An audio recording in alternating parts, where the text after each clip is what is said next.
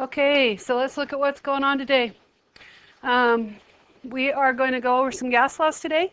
We are going to do two labs, the Boyle's lab and the Graham's law. The Graham's law we're going to do in the back, and I'll take you back in small groups. We're going to go to the very, very back lab in the hood. So I'll be in small groups, and you'll be working on Boyle's lab in here when you come back and forth. So that's what's going on today. So let's go ahead and get our notes out, and let's get going where we left off. This is IUPAC? IUPAC is how I taught you how to name. Okay, so it's like transition methods. Right, so it's like iron, Roman numeral 2, chloride instead of ferrous chloride or ferric chloric. Okay, so here we go. We talked about the kinetic theory last time. Here's a brain teaser. Do not look at your notes. There are 5 kinetic rules, 5 toddler rules. What are they? Yes. Okay, constant straight line motion. Yes. Yes. No volume. Yes. No attraction or repulsion. Good. What else? There's 2 more. Yes.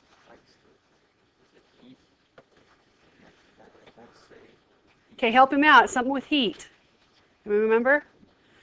Energy is directly related to the temperature. So the kinetic energy is directly related to the Kelvin temperature. There's 1 more.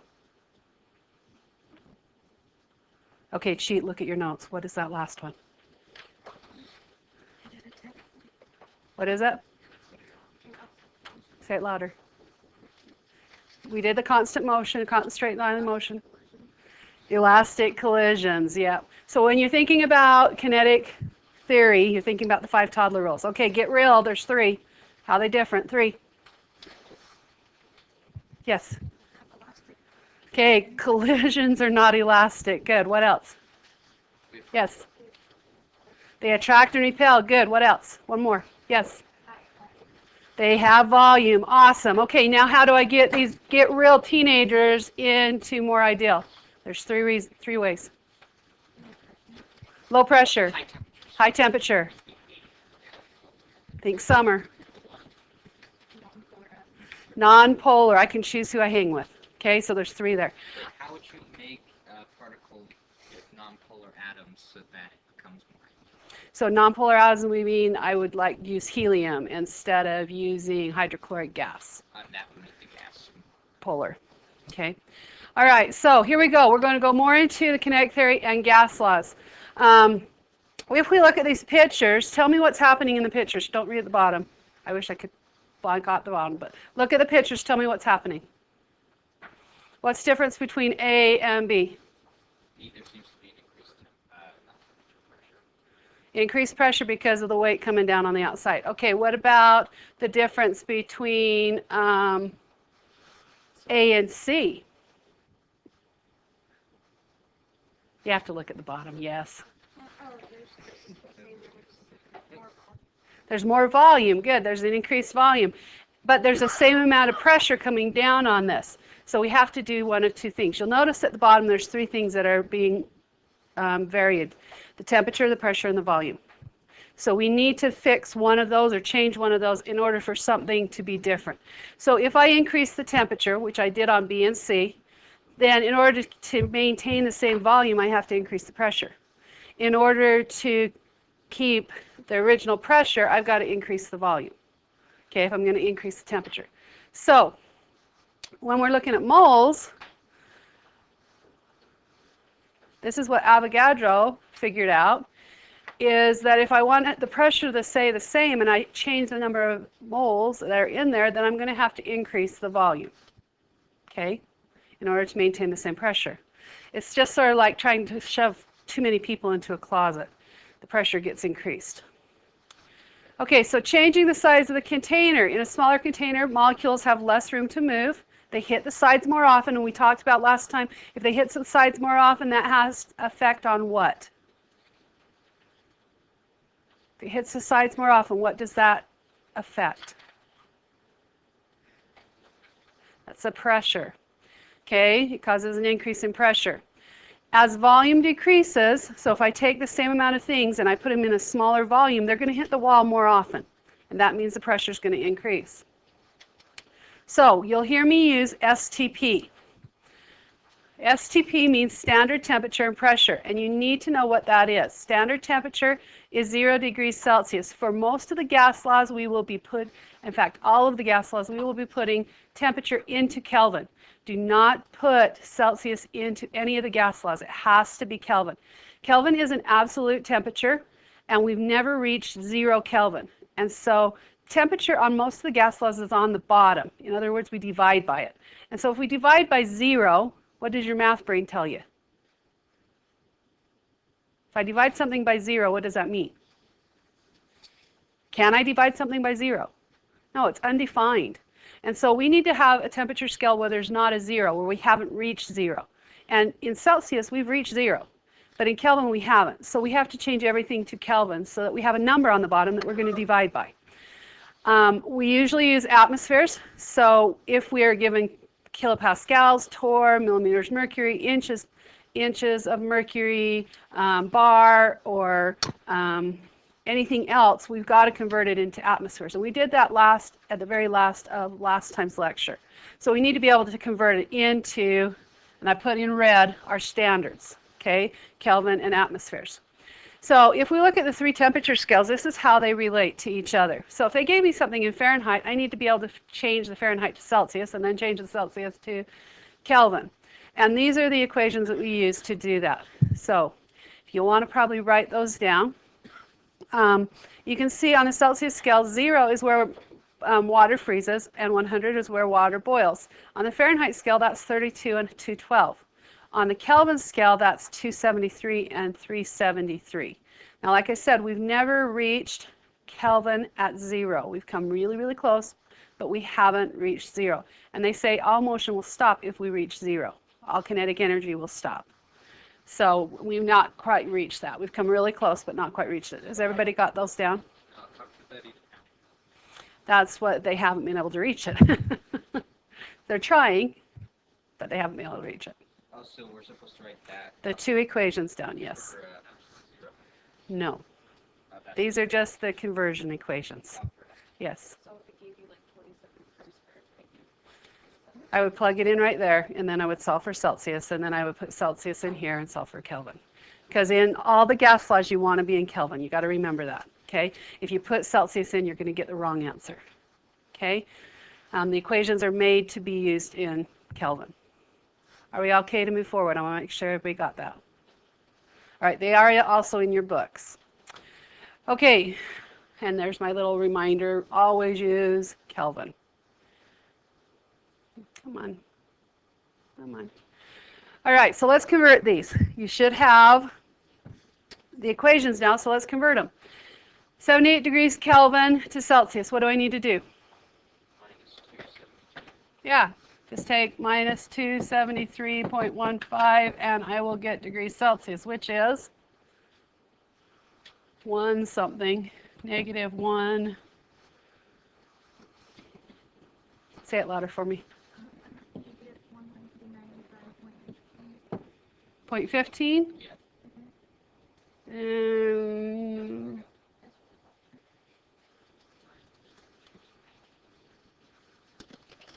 Is it really? Okay, my brain is not. Okay, I'll believe you. All right, on this one right here, from going from Celsius to Kelvin, we're going to add this time 273.15.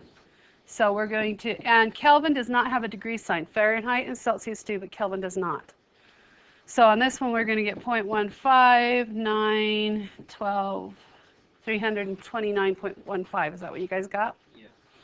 Okay, so pretty easy. We just need to know the equations. For the most part, we're just going to be using Celsius and Kelvin, which makes it easy because we just need to remember 273.15, okay, to go back and forth. All right, whoops, and I just done it right there. I didn't know I had it there. Now I do.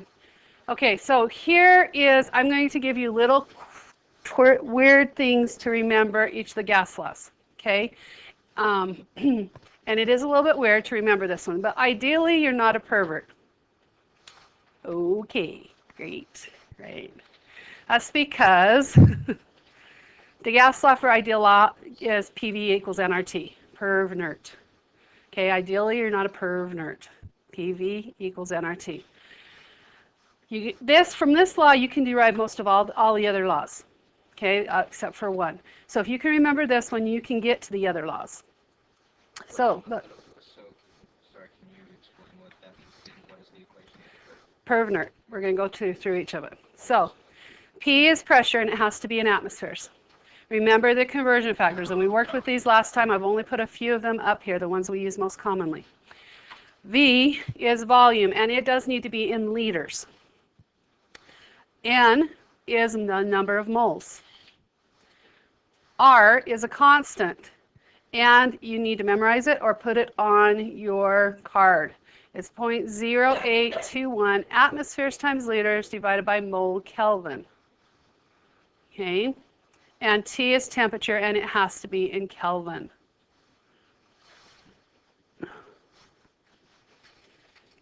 Now, if you've memorized these, for the most part, all the others you can work with.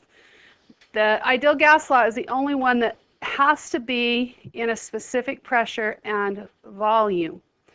The others don't have to. As long as they're the same, it's no matter. But the gas constant helps you remember what units that the ideal gas law has to be in. Temperature for all of them, all the gas laws that we're going to be talking about, does have to be in Kelvin though. That's a big thing that you need to remember always, temperature in Kelvin. Okay? So ideally you're not a pervnert. This one is going to help you to do all the rest of them. We okay, or are we still writing? I still see a lot of writing. We're going to do one of these, right? We're going to do these equations, yeah. Okay, we okay to move forward? Okay. We're just introducing them. So if I take the ideal gas law, I can solve for R. R is a constant. It's always a constant. So if I take two sets of data and I solve for R, then I can set them equal to each other. And this is known as the combined gas law. And so the combined gas law is just taking two pervnerts, solving for R, and putting them next to each other. So I can solve for an unknown that when I have two sets of data. Most often, though, we do not change the number of moles because that's hard in an equation or in a lab situation to change the number of moles in the middle of a reaction or lab. It makes it very difficult to change the ends. So oftentimes we just drop the ends out, okay, and make it this. Okay, so ends are not always there because if they're the same and they don't tell us what they are, oftentimes we'll just drop them out. Now from this combined gas law, we can get the others. Okay? You'll want to sort of put in there because later, I like to do this, so I know it might be there, but it might not be there. Okay, so I can get some of the other laws. All right, so next one is boils. When you think of boils, what do you think of? Boils, okay, this way, or boils like water boils, right? So I think of water boils, and water boils has to do with temperature. So if I take the combined gas law, which was this, and take away temperature, then I've got Boyle's law. Boyle's law holds temperature constant. So if I'm going to boil something, I'm trying to bring it up to 100 degrees, which is the constant temperature for water anyway. Okay, again, N could be there, but usually it's not, because we like to keep the moles of stuff constant. Okay, the next one is Charles, and I gave you a hint. What do you think is going to be held constant? Remember, we're looking at pressure, temperature, volume, or moles. Prince Charles is under constant pressure. It's under constant pressure. So we're going to hold pressure constant with Charles' law. So basically that pressure drops out. Okay, and that becomes Charles' law. Again, moles could be there, but usually not. This is about pressure constant. Pressure. Pressure drops out because it's the same on both sides. Because if I have constant pressure, it drops out. Okay, then we go to the next one, which is Gay-Lussac's. They're two different guys. That name was not a bad thing back then. Okay? I think of the last part, sucks. Sucks has to do with volume, right? If you suck something up through a straw, it has to do with volume. So that's how I remember this one. So as we look at our gas law, whoops, it didn't drop out. But volume, which was right here, would have dropped out. Okay? So that's how I remember that one. Gay-Lus sucks. Sucks like volume, so volume's held constant. And I'm saying it wrong because it really should say Gay-Lus sacs, but I say sucks at the end just because, to help me remember. Okay? All right, last one here is not one that you can derive from. There's actually two that you can't derive from Pervner. This is Graham's law. We're actually going to be doing a lab today on Graham's law, and I like to think of Graham's law as grandma's perfume. Because I had a grandma that wore the heavy perfume. I don't know if and you knew she'd been in your house even if you hadn't been there because her perfume lingered forever. So I like to remember that. It's how fast gases move. So rate A divided by rate B is equal to the square root of the molecular mass of B divided by the molecular mass of A. So rate could also be described as a velocity. So I could put velocity of A divided by velocity of B. So we're actually going to be doing that today.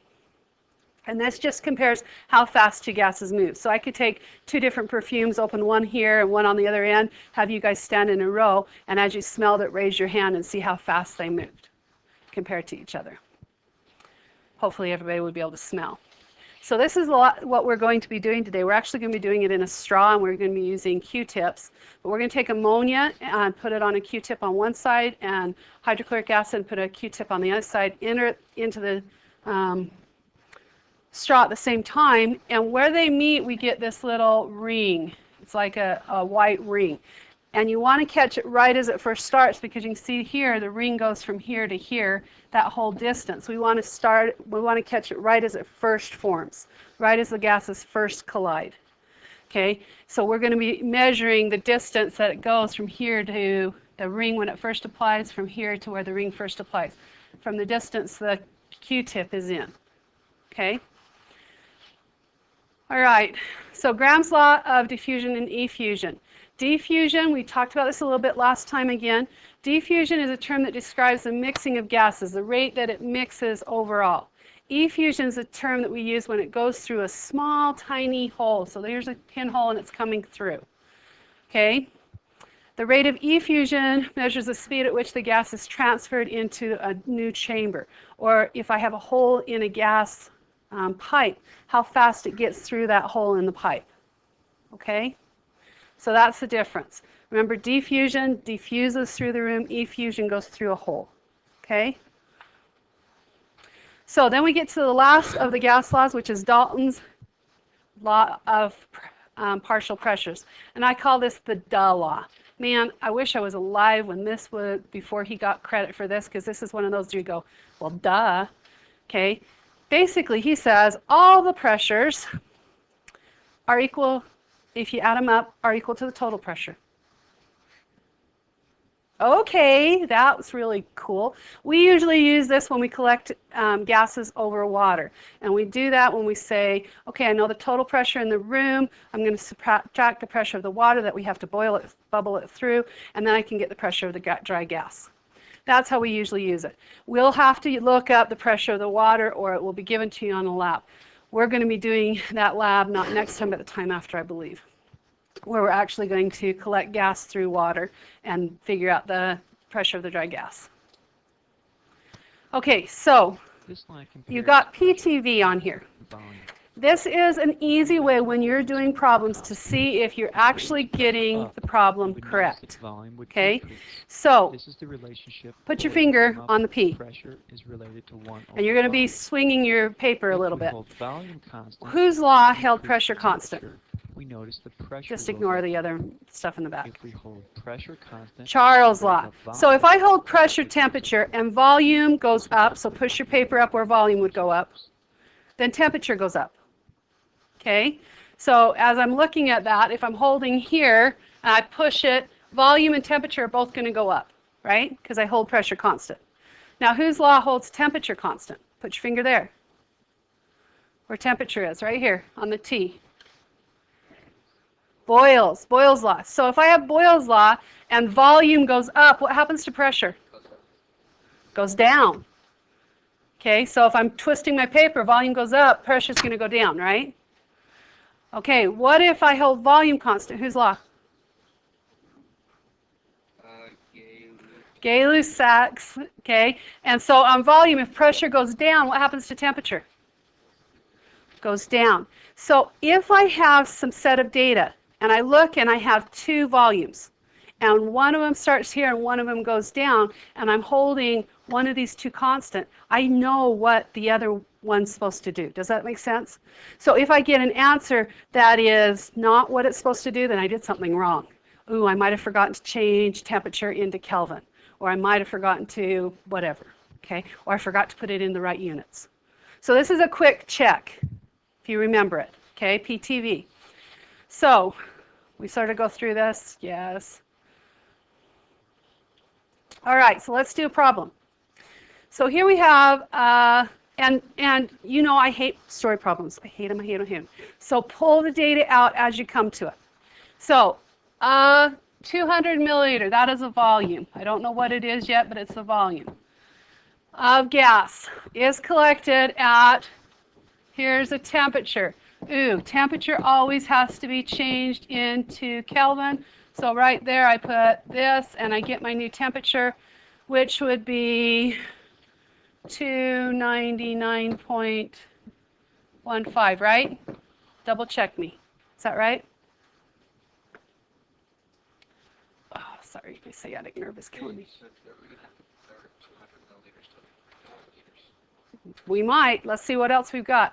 Okay, and a pressure of 600 torr. So my pressure is 690 torr.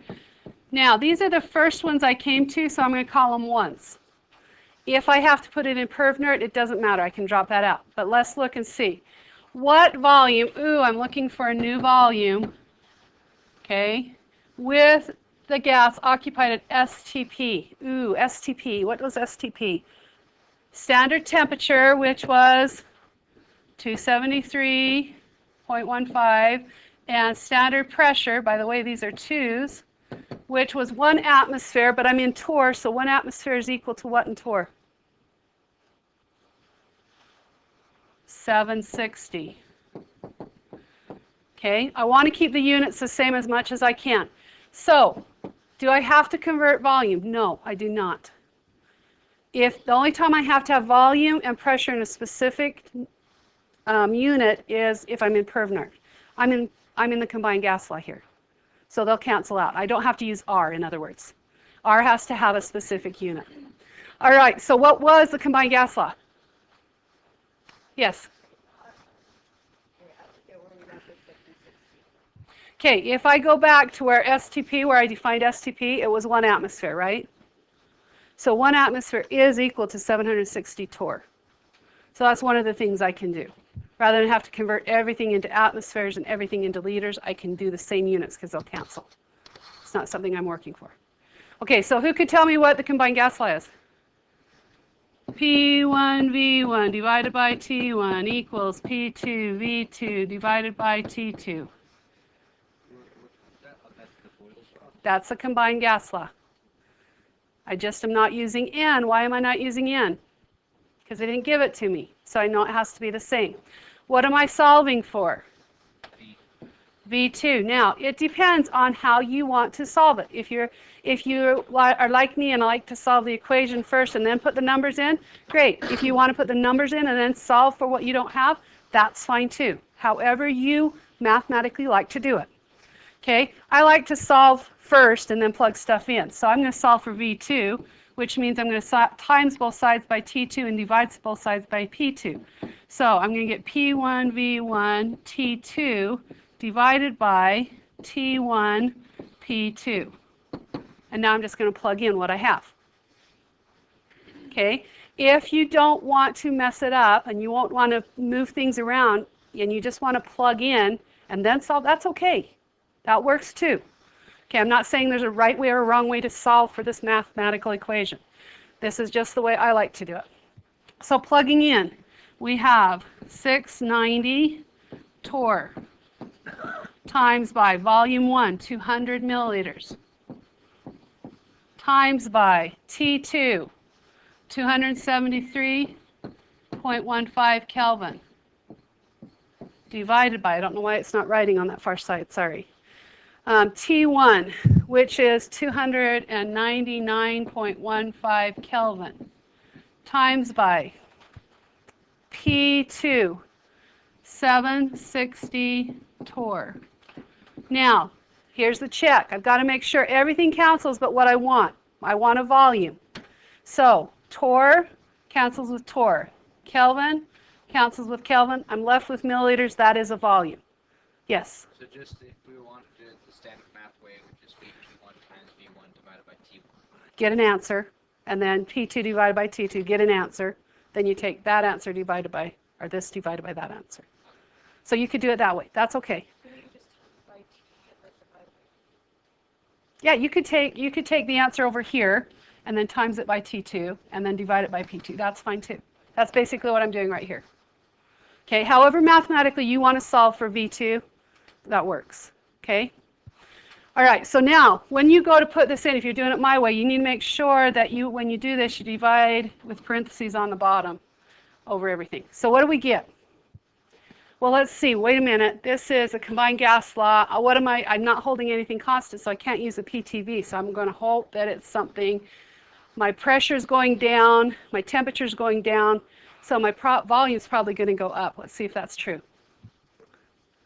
Plug it through for me. I don't have a calculator out. If you need a calculator, I do have some up here now. You're welcome to come grab because you're going to need them today.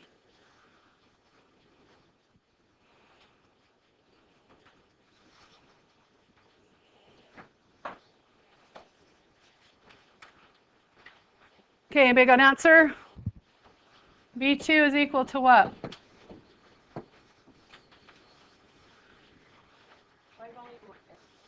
Your volume went down? Okay, what did you get? 165. You got what? 165? 165.8. Okay, so I guessed wrong.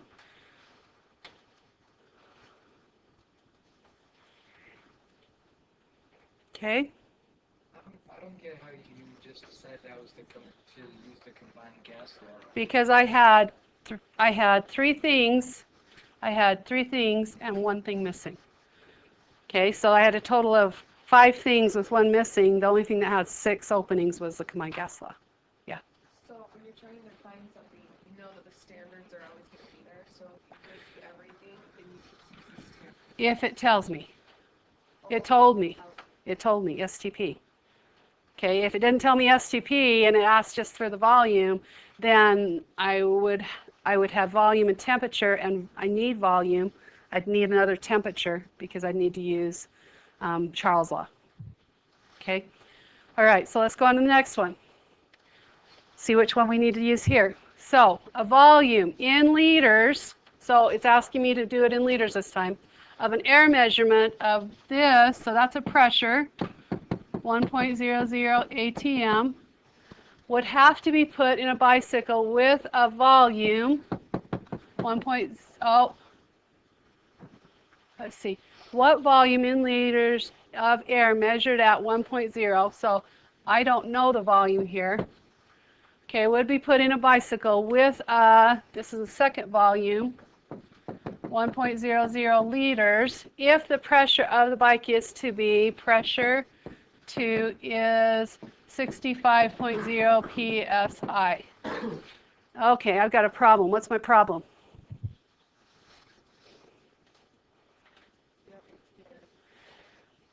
I have 2 different pressure units, so I've got to choose one of them. Which one do you want to use, ATM or PSI? Does it matter? ATM. Okay, you want to use ATM? So then what we need to, it doesn't matter. I could choose either one because they're going to cancel out of the equation. Does that make sense? Because I have pressure and volume, what equation am I going to use? What's being held constant? There were 3 variables basically, pressure, temperature, and volume. Temperature is being held constant, so whose law? Boyle's. Boyle's is P1 V1 equals P2 V2. Okay, So I need to have the pressures in the same unit so they'll cancel out because I need volume. So over here, he said he wanted to do it in atmospheres.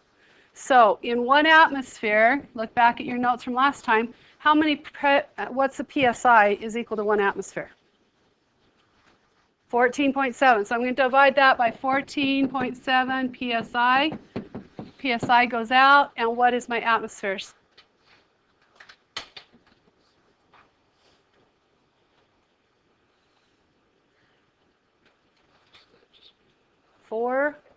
Is it 4 point something? 4.42 atmospheres. Okay, now I've got everything I need. I can put stuff in. Well, these two are ones. That's going to make life easy. So if I want to do it the way that you guys were saying to do, I would go 1.00 atmosphere times V1 equals 4.42 atmospheres times 1.00 liters, right? I just put it in the way it was. Then I divide both sides by 1.00 atmospheres.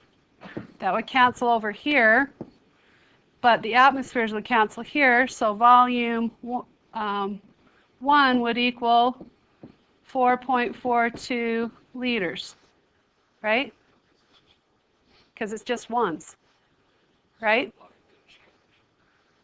The volume changed. I had to put a lot more volume in to get that pressure.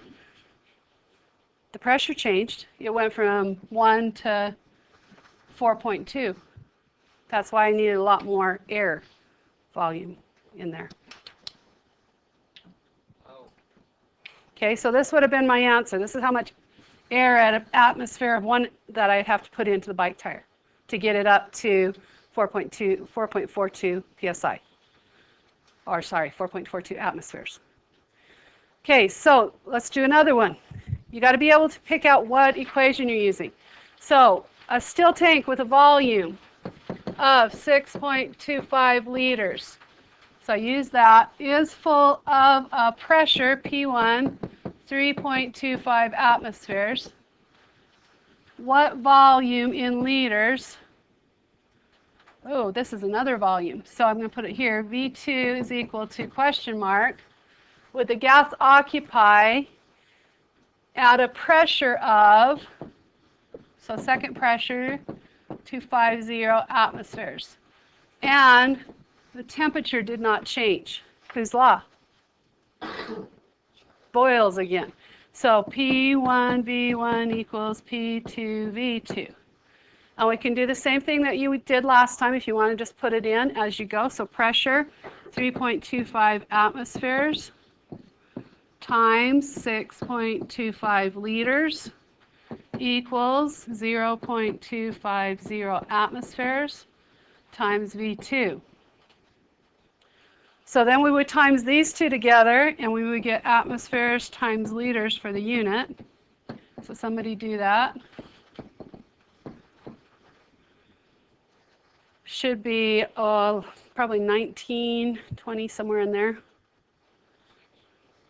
Because 3 times 6 is 18. 20.3125. Okay, so then we're going to take both sides and divide it by 0.250 atmospheres. Atmospheres will cancel, use different color here, and we'll be left with liters. So V2 is going to be in liters, and we've got 3 sig figs, so let's give 3 sig figs for the answer. And it should be close to 80, something like that, yes. 81.3, thank you. So it's just a matter of knowing which equation to use, plug it in. Make sure your units will cancel, okay? Not too bad. So you're just trying to get the unknown variable by itself? Yep, that's it. Okay, let's do one more, and then I think we need to start with our labs, and we'll start the lecture here tomorrow. So 3.00 liters, what is it? Volume, the first volume I came to, 3.00 liters. Sample of helium at a temperature of, anything I need to do with that?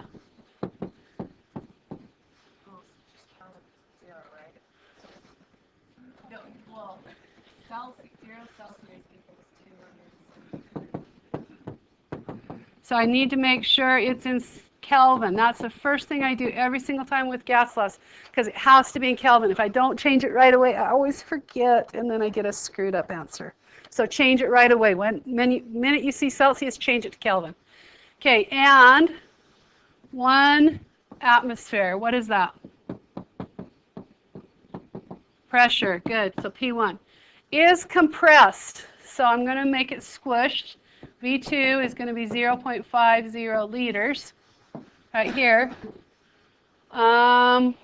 What is the pressure? What pressure will the gas exert?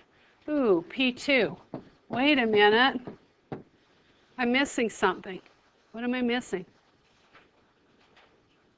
Temperature. So temperature, since they didn't give me another temperature, is probably held constant. So I didn't need to change it, but I always change it in case, because then I don't screw up. That was just extra. That was just extra information, so I just cross it out. I do it, but then I cross it out if I don't need it. I know that sounds like extra work, but if I don't change it right away, like I said, I always forget and I mess one up. All right, so whose law are we looking at again? Boyle's. P1 V1 equals P2 V2. Boyle's is a very used law.